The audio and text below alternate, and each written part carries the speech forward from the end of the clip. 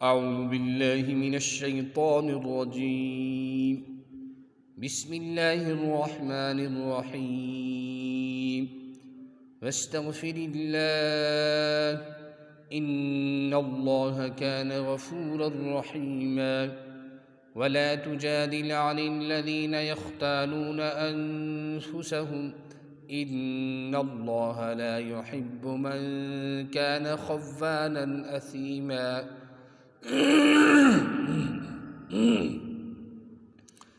يستخفون من الناس ولا يستخفون من الله وهو معهم إذ يبيتون ما لا يرضى من القول وكان الله بما يعملون محيطا. ها أنتم هؤلاء جادلتم عنهم في الحياة الدنيا فمن يجادل الله عنهم يوم القيامة أم من يكون عليهم وكيلا.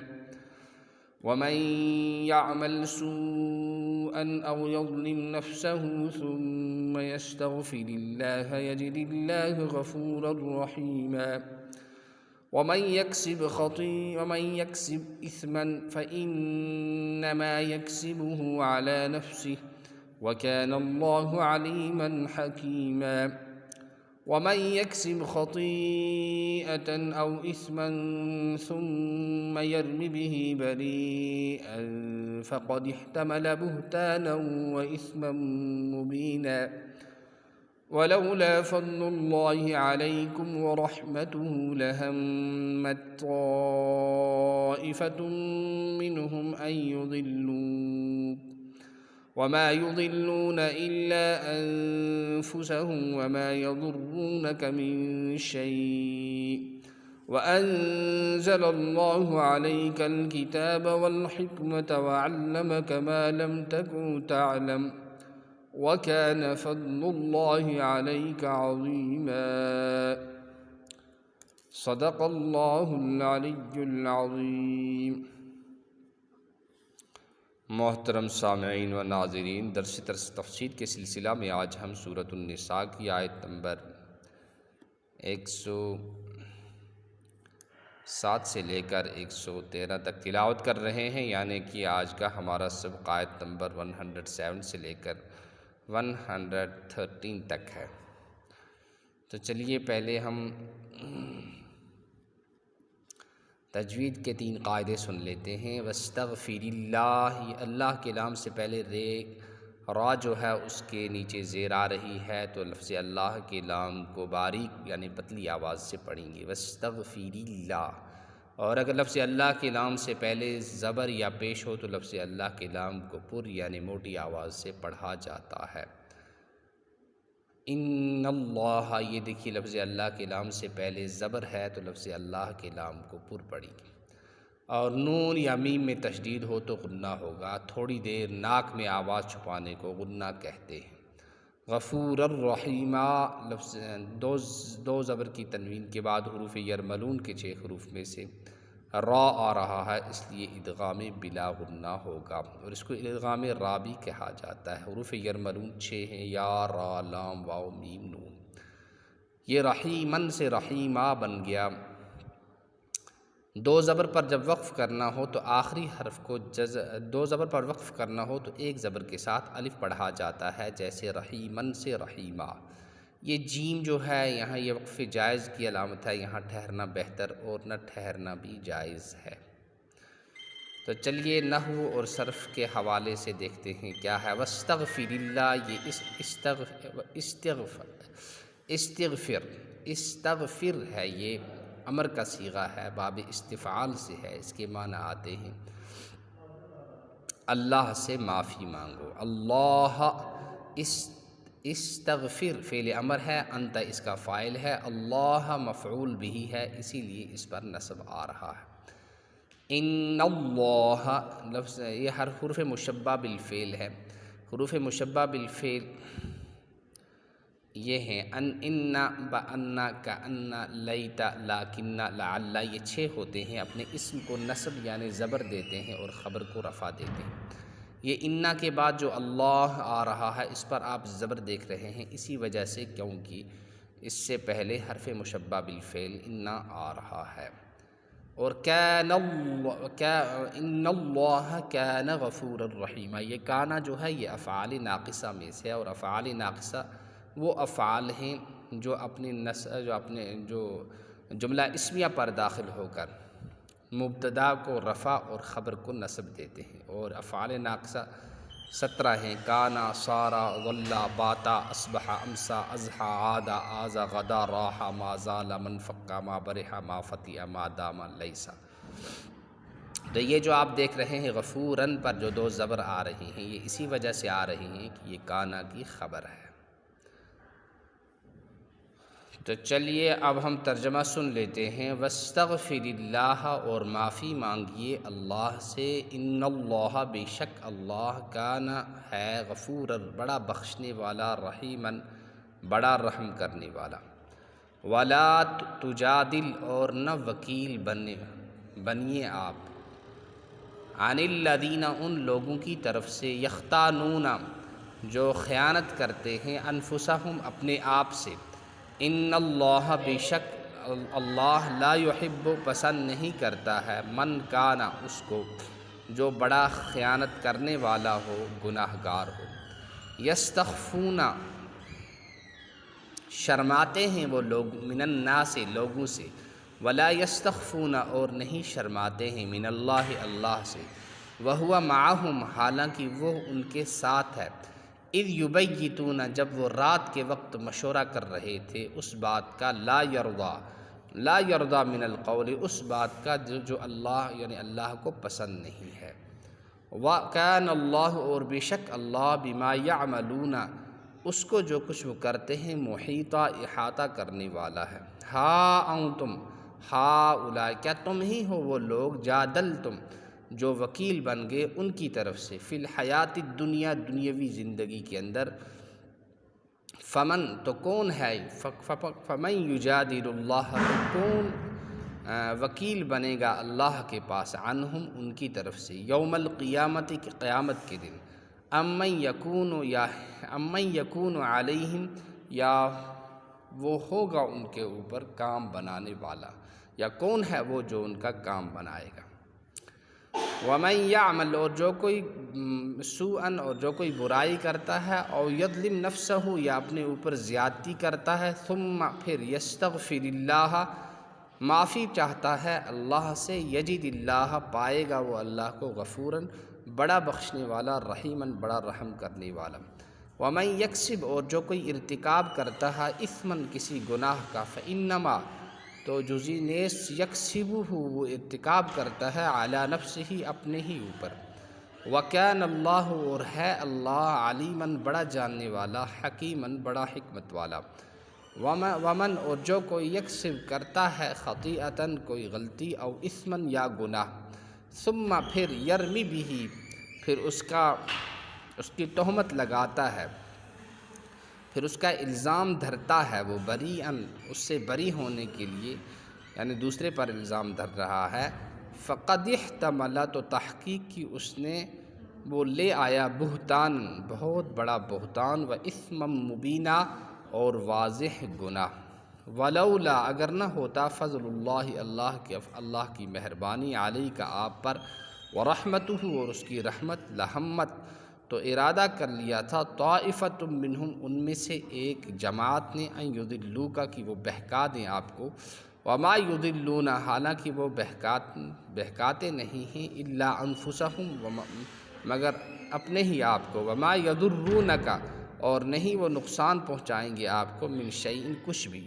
وانزل اللہ، اور نازل کیا اللہ نے، علیہ کا آپ پر، الکتاب، کتاب، والحکمت، اور حکمت، وعلمک، اور سکھایا آپ کو، ما لم تکن تعلم، جو آپ نہیں جانتے تھے، وکان اللہ، اور بے شک اللہ، اور بے شک آپ ہے، اللہ ہے، فضل اللہ، اللہ کی مہربانی، علیہ کا آپ پر، عظیماً، بڑی، اور ہے آپ پر اللہ کا بڑا فضل۔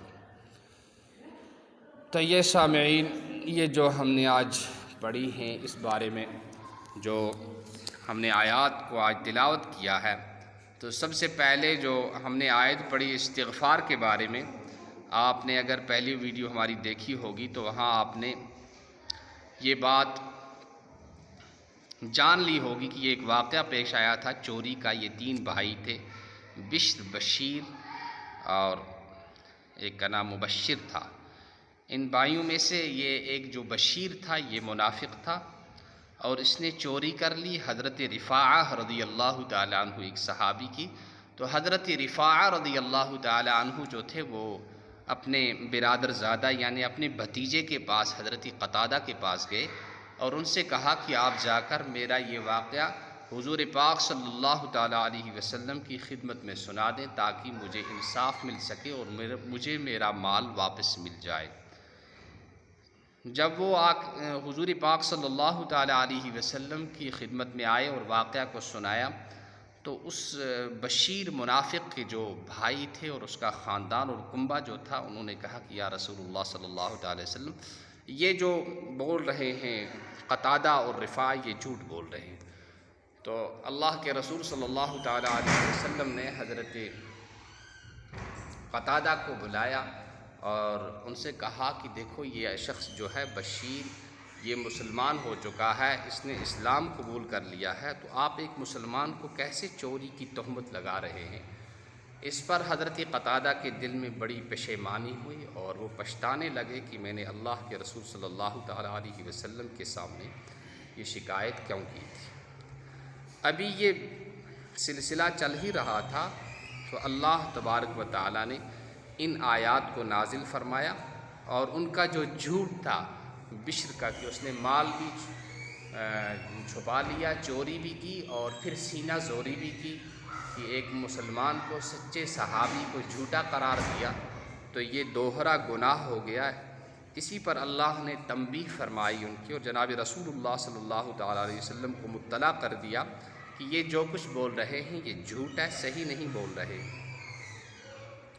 تو اس لیے ان آیات میں یہ بتا دیا گیا کہ وہ جھوٹے ہیں اور حضرت قتادہ سچے ہیں۔ اس کے بعد جو بشیر تھا وہ منافق تھا، اور اس نے اپنے منافقانہ جو اس کا طریقہ تھا اس کا بالکل کھلے اظہار کیا، اور کھلے جا کر کافروں کے ساتھ مل گیا اور کافر ہو گیا۔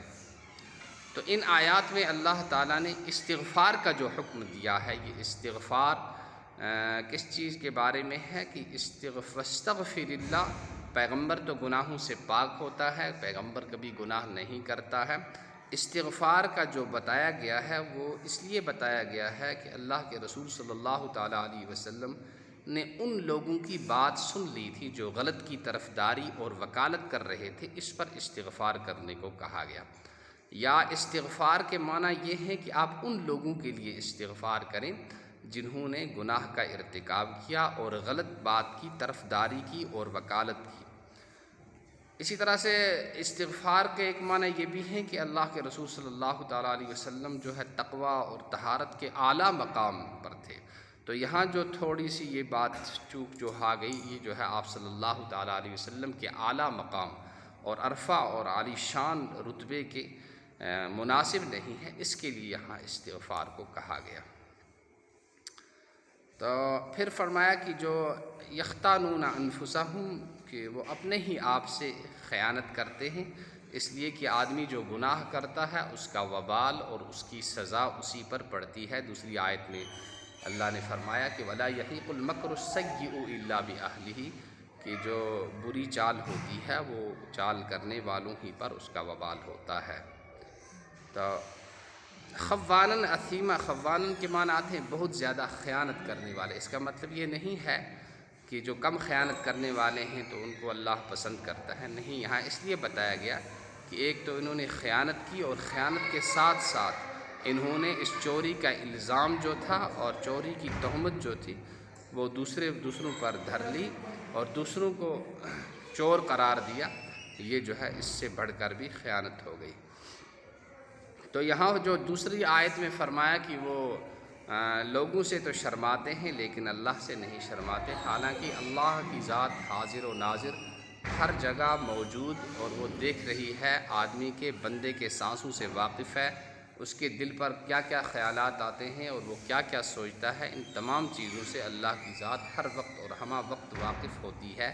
کائنات کی اور زمین و آسمان کے درمیان جو کچھ بھی ہے، اس کے اندر کوئی بھی چیز اللہ کے علم سے اور اللہ کی نگاہ سے ڈکی چھپی ہوئی نہیں ہے۔ یبیتون ما لا، رات کے وقت جو مشورہ کرتے تھے، انہوں نے رات کے وقت یہ مشورہ کیا تھا کہ اللہ کے رسول صلی اللہ تعالیٰ علیہ وسلم کے پاس جا کر کون کون سی باتیں کہنی ہیں۔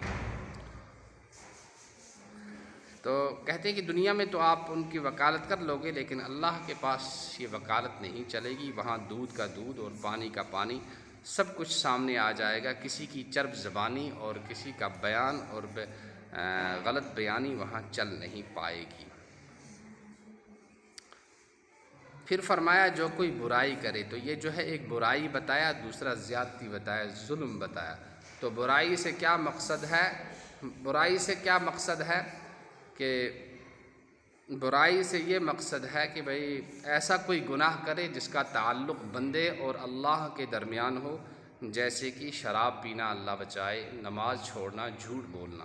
اور دوسرا جو ہے وہ گناہ ہوتا ہے جس کا تعلق اور جس کا نقصان دوسرے بندوں تک بھی پہنچتا ہے، جیسے کہ کسی کا مال دبا جانا اور کھا جانا اور کسی پر ظلم کرنا۔ تو پہلے کو سو کہا گیا، دوسرے کو ظلم کہا گیا۔ ثم یستغفر، استغفار کرے، تو ان سب گناہوں کا جو علاج ہے، جو اکسیر ہے اس کے لیے اور جو ان چیزوں کا صفایا کر سکتی ہے اور آدمی اس کی سزا سے بچ سکتا ہے، وہ توبہ ہے۔ لیکن ہر ایک کے لیے استغفار ہی کافی نہیں ہے۔ ظاہر سی بات ہے کہ اگر کسی کا حق دبایا ہے، کسی کا حق کھایا ہے، کسی پر ظلم کیا ہے، تو اس سے معاف کرانا اور اس سے معافی مانگنا بھی ضروری ہے۔ اس کے بغیر معافی نہیں ہو سکتی ہے، صرف استغفار سے معافی نہیں ہوگی۔ پھر فرمایا کہ جو کوئی خطا کرے یا گناہ کرے، پھر جو ہے اس کا الزام دوسرے پر دھرے۔